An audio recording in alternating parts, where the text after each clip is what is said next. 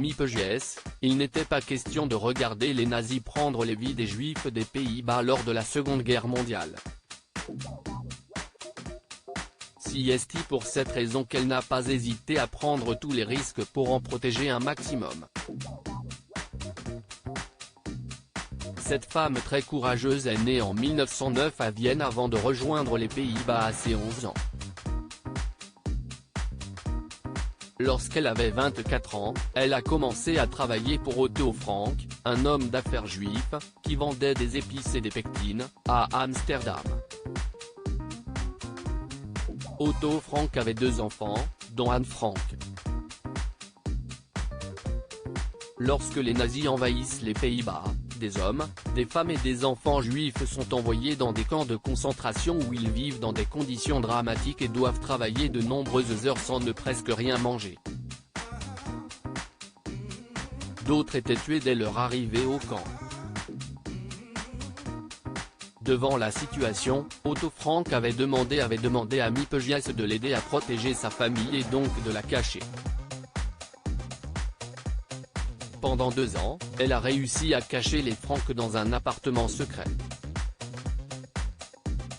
Alors qu'elle risquait la mort, elle n'a jamais cessé de venir apporter de la nourriture à la famille Frank, mais aussi à d'autres familles juives.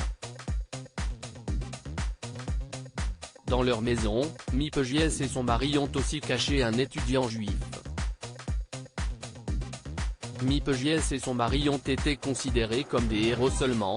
En 1944, l'appartement dans lequel étaient cachés ces juifs est finalement découvert. Une nouvelle fois, Miepges tenta le tout pour le tout en essayant de soudoyer les fonctionnaires allemands pour les empêcher de les envoyer dans des camps de concentration. Mais elle n'y parviendra pas. Elle avait pris soin de garder le journal intime d'Anne Frank en espérant un jour pouvoir lui rendre. Seulement, seuls Otto Frank et l'étudiant sont revenus vivants du camp. Jusqu'à sa mort, en 2010, Miepges a été considérée comme une héroïne aux Pays-Bas, tout comme son mari. Tous les deux avaient reçu plusieurs récompenses dont le titre de Juste parmi les nations.